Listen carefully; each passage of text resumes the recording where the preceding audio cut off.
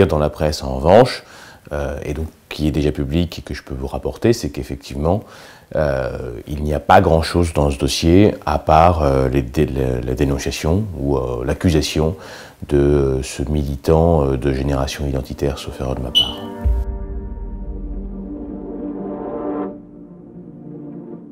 La détention provisoire est de manière générale quelque chose d'exceptionnel. C'est d'ailleurs prévu par le Code. Pour détenir quelqu'un, il faut envisager d'abord la possibilité de le soumettre à un contrôle judiciaire, c'est-à-dire à des mesures qui tendent à garantir sa représentation à la justice. Et donc il y a plusieurs mesures possibles. Il y a la possibilité par exemple de le faire pointer dans un commissariat une fois par semaine. Ça c'est assez fréquent, c'est ce que d'ailleurs les autres militants ont eu. Il y a la possibilité d'organiser l'obligation de rester chez sa maman ou dans un appartement. L'obligation éventuellement de l'éloigner pour éviter qu'il soit en contact avec les personnes qui l'accusent.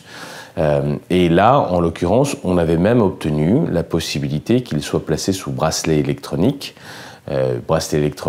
éloigné en plus, dans une autre région de la France. Mais à ce jour, les juges n'ont pas considéré que toutes ces mesures étaient suffisantes. Et c'est vrai que c'est exceptionnel parce que pour une simple bagarre de rue, avec un dossier qui est profondément vide, ne pas considérer qu'un éloignement sous bracelet électronique est suffisant, personnellement, j'ai rarement vu ça.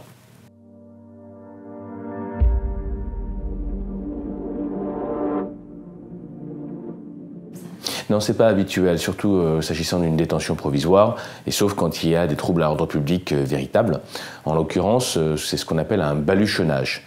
Un baluchonnage, c'est le fait de vouloir et de tenter de déstabiliser un détenu, et en l'occurrence quelqu'un qui est présumé innocent, puisqu'il n'a strictement été condamné à rien sur cette affaire, et donc d'essayer de le déstabiliser en l'amenant de prison, en essayant d'éviter qu'il ne puisse s'installer à un tel endroit, qu'il puisse voir sa famille. Donc il était d'abord à la maison d'arrêt de Fresnes. Il a été mis ensuite dans un quartier dit isolé de la maison d'arrêt de Fresnes, sans véritablement que ce soit prévu par le Code, parce que c'est ce qu'on appelle, en tout cas à Fresnes, un isolement médiatique. Ça n'est pas prévu par la loi. C'est quelque chose qui, à mon sens, est illégal, parce que ça n'est pas prévu par la loi. Ensuite, il a été transféré à la maison d'arrêt de la Santé, sans véritable explication, sauf à considérer qu'il est un détenu médiatique, encore une fois. Mais c'est pas ça qui justifie des transferts de maison d'arrêt en maison d'arrêt. Et on lui a proposé récemment, d'être envoyé en dehors du ressort de l'Île-de-France, dans une maison d'arrêt, très éloignée de sa famille, très éloignée du juge, très éloignée de son avocat. Et là encore, c'est quelque chose qui n'est pas admissible, c'est quelque chose qui n'est pas acceptable et qui n'a que pour seule volonté d'essayer de le déstabiliser et de le casser moralement.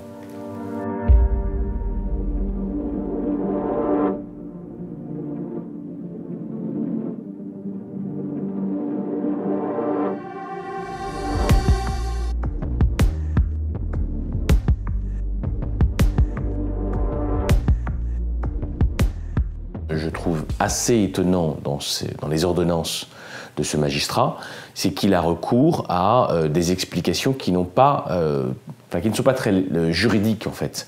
Il tape globalement sur l'appartenance politique, sur les vêtements, sur des choses qui n'ont strictement rien à voir avec ce qu'on lui demande, à savoir est-ce qu'il y a un risque qu'il ne se soustrait à la justice? Est-ce qu'il y a un risque de pression sur les témoins et sur les victimes? Et il répond de manière un petit peu annexe. Et ça correspond d'ailleurs, ces réponses qui sont dans son ordonnance, correspondent peu ou prou à ces déclarations qu'il fait sur Twitter et qui sont elles-mêmes de caractère politique.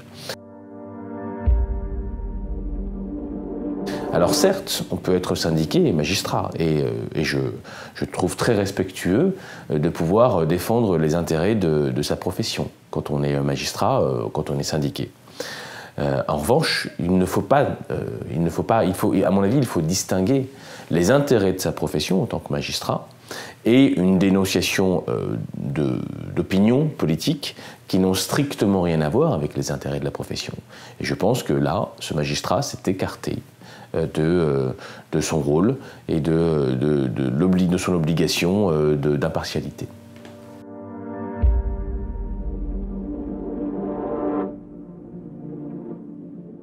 Je trouve que la justice a focalisé pas mal sur les vêtements de M. Antonin Bernanos. Je pense qu'il est scruté au microscope. Je me souviens que dans le dossier de Valmy, on scrutait aussi la marque North Face qui lui était reprochée, ou la marque de son caleçon, ou la couleur de son caleçon, et maintenant c'est la marque de son polo. Et encore une fois, ça n'a strictement rien à voir avec les faits qui lui sont reprochés.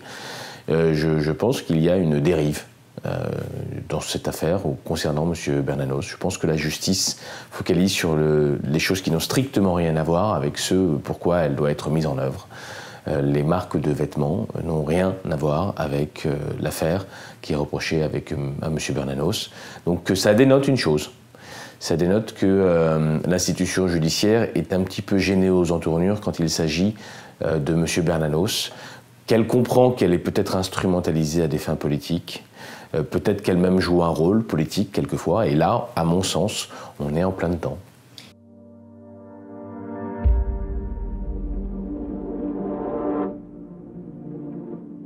Je pense pas qu'on veuille en faire un exemple, je pense que l'on croit que c'est un exemple. Un exemple de leader politique qui met à mal la République. Et je crois que c'est pas le rôle d'un juge de penser comme ça, en fait. Le juge n'est pas là pour déterminer si une personne est dangereuse pour la République ou s'il veut transformer les institutions. C'est pas ça le rôle d'un juge. C'est peut-être le rôle du procureur de la République, encore un peu. Mais le rôle d'un juge, notamment un juge du siège, c'est de déterminer si une infraction est commise ou pas. C'est de déterminer si une personne doit être placée en détention provisoire et si les critères sont réunis ou pas. Le rôle d'un juge, ça n'est pas de déterminer si une personne a une volonté de transformer les institutions.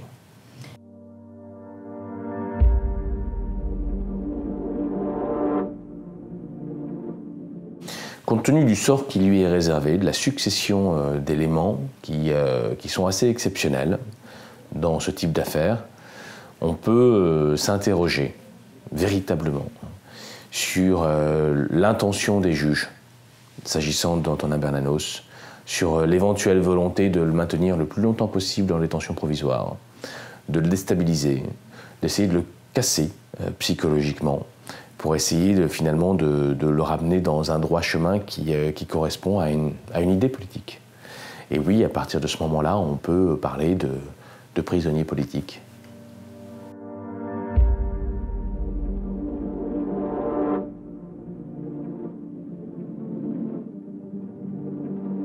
Il y a eu un groupe d'antifascistes qui a été arrêté et qui sont pour la plupart en contrôle judiciaire, sauf Anto qui lui est incarcéré du fait de ses précédents par rapport à l'affaire du quai Valmy.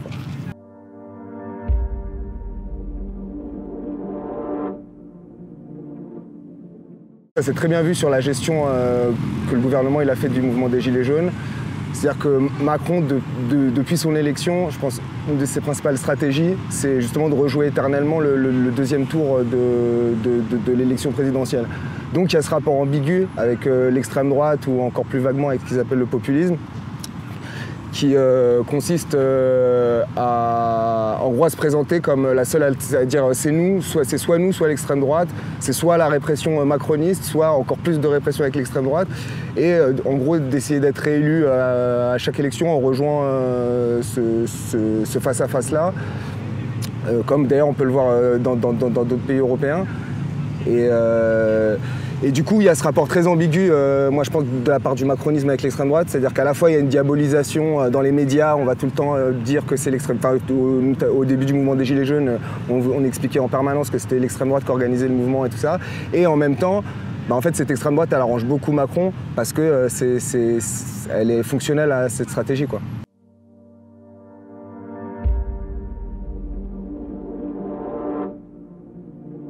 Quand on parle de fascisme, de fascisation ou de combat antifasciste, ça ne se limite pas uniquement à ce qu'on appelle l'extrême droite en tant que telle, et encore moins à la plus caricaturale, les skinheads néo-nazis et tout ça.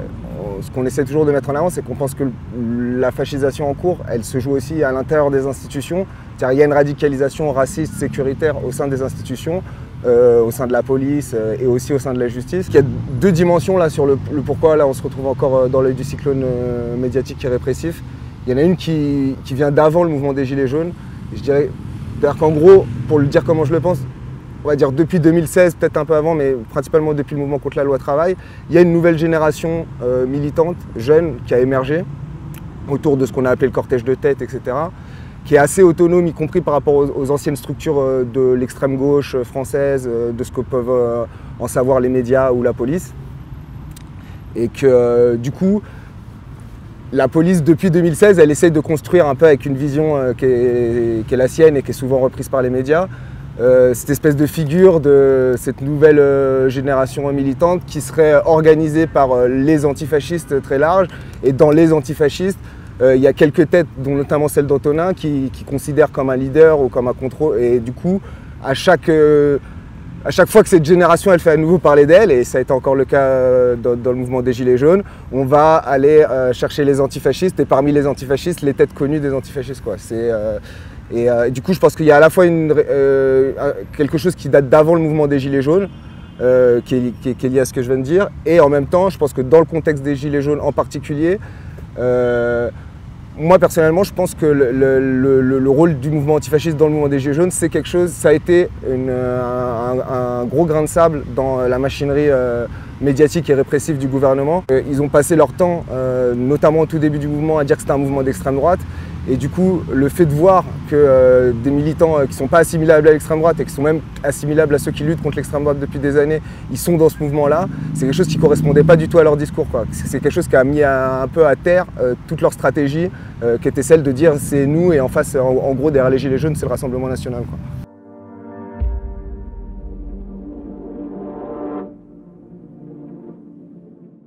C'est une erreur de voir la violence policière et tout ce dont on parle aujourd'hui comme complètement une nouveauté. Je pense que ces formes de violence policière, ces formes de répression des populations et tout ça, elles sont profondément inscrites dans l'État français depuis longtemps, sauf que pendant très longtemps, elles ont été réservées à toute une série de laboratoires, que sont notamment les quartiers populaires, les dom-toms aussi, on n'en parle pas.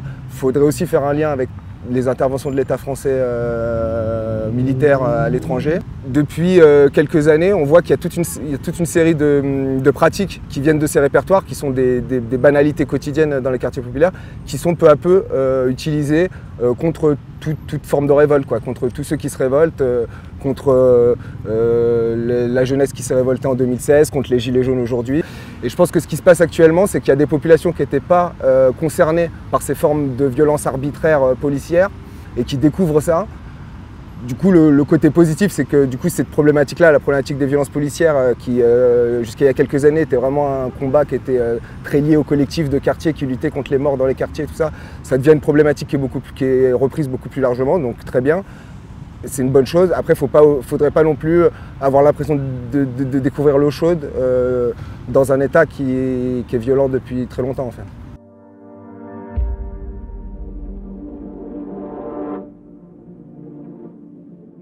C'est un des angles morts de la lutte contre la répression, c'est-à-dire que pareil, on parle beaucoup de la question des violences policières, mais derrière les violences policières, les Gilets jaunes ils le découvrent aussi, il y a les violences judiciaires qui sont moins spectaculaires, et surtout il y a l'institution carcérale qui est une pierre angulaire en fait de l'appareil de répression, qui est peu abordée par les luttes, mais y compris par les luttes contre la répression, quoi. C'est quand même un angle mort, les luttes anticarcérales, ça fait... il y a quelques petits groupes qui font du travail là-dessus dans une indifférence assez générale depuis toujours. Mais la grande époque des luttes anticarcérales dans les années 70, 80, ça, c'est une tradition qui a été assez perdue et c'est plutôt problématique en fait, parce que c'est un des éléments principaux de la répression, la prison, pour les quartiers, pour les mouvements sociaux, pour les migrants, pour toutes les catégories de la population qui sont visées par la répression d'État, quoi.